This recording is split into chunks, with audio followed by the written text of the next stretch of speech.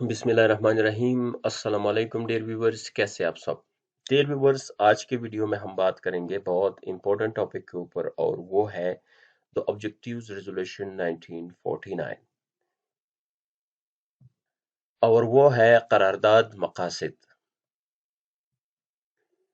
آج کے ٹاپک پر بات کرنے سے پہلے میں یہ بتانا چاہوں گا کہ آج کے اس ویڈیو میں ہم کن پوائنٹس کے اوپر بات کریں گے۔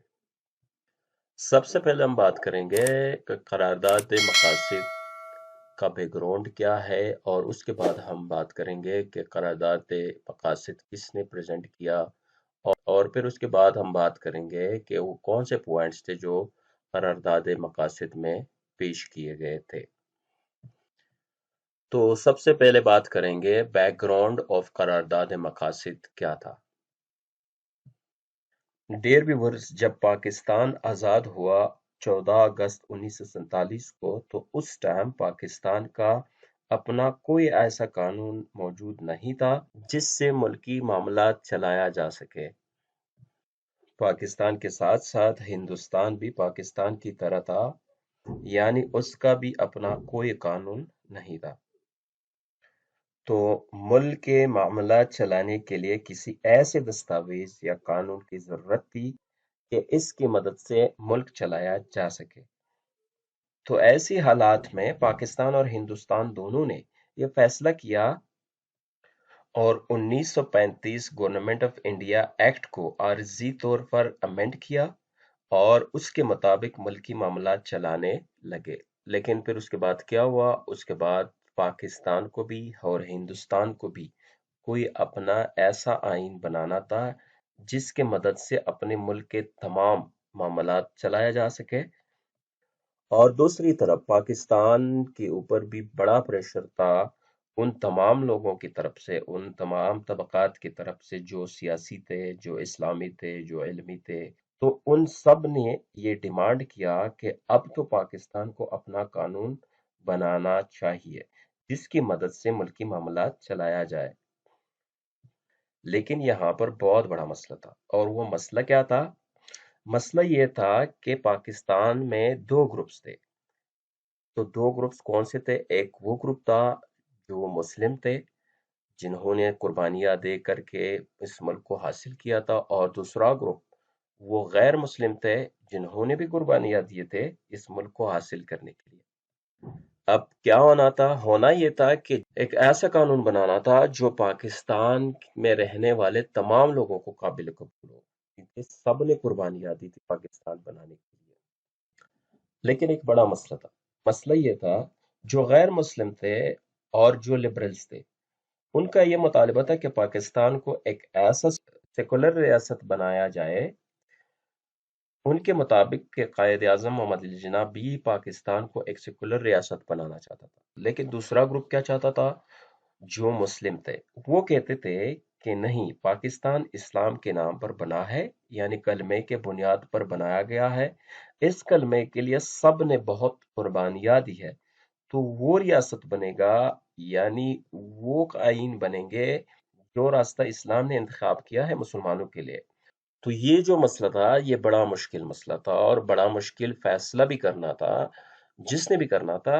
لیکن فیصلہ یہاں پہ مسلمانوں کے حق میں اس لیے ہونا تھا کیونکہ یہاں پر زیادہ آبادی جو تھی وہ مسلمانوں کی تھی۔ اور پھر اس کے بعد کیا ہوا تھا؟ تو اسی دوران پاکستان کے اسمبلی میں ایک قرارداد پیش کر دیا گیا 12 مارچ 1949 کو، جس کا نام رکھا گیا تھا قرارداد مقاصد، اور یہ لیاقت علی خان کے زیر قیادت میں پیش کر دیا گیا تھا، کیونکہ اس وقت لیڈرشپ لیاقت علی خان کی تھی، یعنی وہ پاکستان کا وزیر اعظم تھا۔ اور انہوں نے جو نکات اس میں ایڈ کیے تھے، وجہ کیا تھا کہ آبجیکٹیو ریزولوشن کے جتنے بھی پوائنٹس تھے ان سب کی مدد سے پھر یہ 3 آئین بنائے تھے۔ وجہ یہ تھا کہ آبجیکٹیو ریزولوشن کے تمام نکات ان سب ڈیمانڈز کو پورا کر رہے تھے جن مقاصد کے لیے پاکستان کو حاصل کیا گیا تھا۔ اب وہ پوائنٹس کون سے تھے؟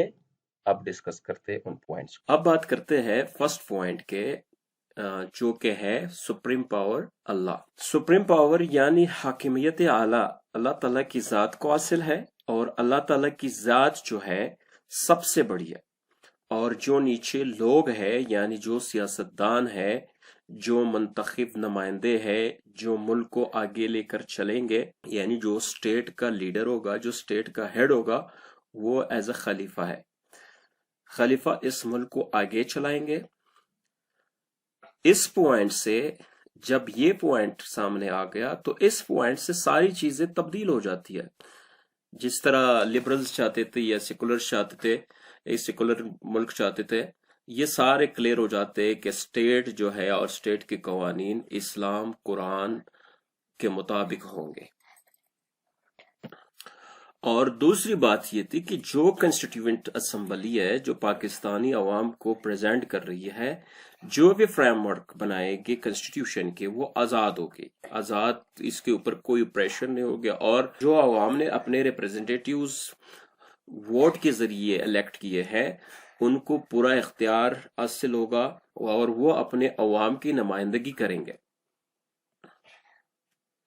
دوسرا پوائنٹ جو ہے وہ فیڈرل سسٹم ہے، یعنی وفاقی طرز حکومت ہوگی پاکستان میں جس طرح آج کل ہے۔ مثال کے طور پر جو پارلیمنٹ میں کوئی بل آتا ہے، پھر اس کے اوپر ڈسکشن ہوتی ہے، پھر اس کے بعد وہ بل پاس ہوتا ہے، پھر سینیٹ میں جاتا ہے، پھر پریزیڈنٹ اس کے اوپر سائن کر دیتا ہے، تو پھر بعد میں اس کو اپلائی کیا جاتا ہے۔ تو اسی طرح وفاقی طرز حکومت کی بات کی گئی تھی، آبجیکٹیو ریزولوشن کے۔ یہ تیسرا پوائنٹ جو تھا ڈیموکریٹک اسٹیٹ، یعنی جمہوریت ہوگی پاکستان میں، سب کو آزادی ہوگی، فریڈم آف سپیچ، اظہار رائے کی آزادی ہوگی، اور تمام ریلیجنز کو، جتنے بھی ریلیجنز ہیں پاکستان میں، جتنے بھی مذاہب ہیں، ان سب کو آزادی ہوگی، وہ اپنے اپنے مذاہب اپنے طریقے سے پرفارم کر سکیں گے۔ تیسری جو بات کی تھی وہ اکوالٹی کی ہے، مطلب برابری کی بات کی ہے کہ پاکستان میں بسنے والے جتنی بھی قومیں ہیں ان سب کے ساتھ برابر کا سلوک کیا جائے۔ سو ڈیئر ویورز، اب بات کرتے ہیں فورتھ پوائنٹ یعنی اسلامک لاز کے بارے میں۔ اسلامک لاز میں کیا آتا ہے کہ جس طرح قرآن اور سنت نے جو اصول متعین کیے ہیں، ان اصولوں کے مطابق مسلمانوں کو اس قابل بنایا جائے گا کہ وہ اپنی زندگی کو ان اصولوں کے مطابق گزار سکے۔ مسلمانوں کے لیے ایسے سہولیات مہیا کیے جائیں گے جن کو اس قابل بنایا جائے گا کہ وہ اپنے تمام زندگی کو اسلام کے بتائے ہوئے راستے کے مطابق گزار سکے۔ اور جو پانچواں پوائنٹ تھا وہ تھا فیڈریشن، یعنی پاکستان کے ساتھ جتنے بھی اسٹیٹس نے ساتھ دیا تھا ان سب کی ٹیریٹریز کا خیال رکھا جائے گا، اور ان کی جتنے بھی حقوق ہوں گے وہ سب ان کو دیے جائیں گے۔ ان کی زمین کی بھی حفاظت کی جائے گی، چاہے وہ سمندری بارڈرز ہو، چاہے وہ ہوائی ہو، وہ ان سب کے تحفظ پاکستان کی گورنمنٹ کرے گی، یا جو علاقے پسماندہ ہے ان کے لیے بھی حکومت اقدامات کرے گی۔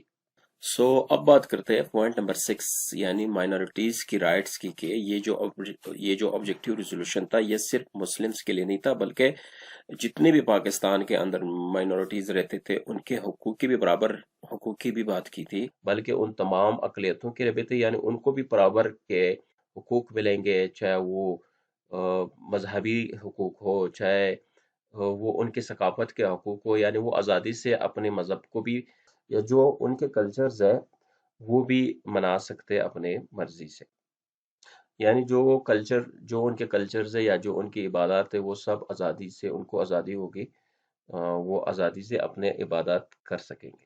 ساتواں جو پوائنٹ تھا آبجیکٹیو ریزولوشن کا وہ یہ تھا کہ جتنے بھی بنیادی حقوق ہے پاکستان میں رہنے والوں سب کی، وہ برابر ہوں گے، چاہے وہ حیثیت کے مطابق سے، قانون سب کے لیے برابر ہوگا، جو معاشرتی حقوق ہے وہ ان کو، اور ان کی جو فریڈم آف سپیچ ہے یعنی اظہار رائے کی آزادی وہ بھی ان کے ہوگی، یا جو ان کے عقیدے ہیں، ان کی عبادات ہے، ان سب وہ سارے فنڈامنٹل رائٹس ان کو دیے جائیں گے۔ آبجیکٹیو ریزولوشن میں جو 8واں پوائنٹ تھا وہ یہ تھا کہ جو عدلیہ ہے پاکستان کا، جو جوڈیشری ہے، اس کو مکمل آزادی ہوگی، یعنی اس کے اوپر کوئی پریشر نہیں ہوگی، اس کے اوپر کوئی جتنے بھی فیصلے کریں گے وہ قانون کے مطابق ہوں گے، کسی کو برتری حاصل نہیں ہوگی، کسی کے ساتھ ناانصافی نہیں ہوگی، یعنی قانون کے مطابق سارے فیصلے ہوں گے۔ شارٹ سمری میں ہم یہ ڈسکس کریں گے کہ جو آبجیکٹیو ریزولوشن پیش کیا گیا تھا وہ اتنا بہترین تھا، اس کی اہمیت اتنے زیادہ بڑھ گئی تھی کہ اس کے بعد پاکستان کے جو 3 کنسٹیٹیوشنز بنے تھے،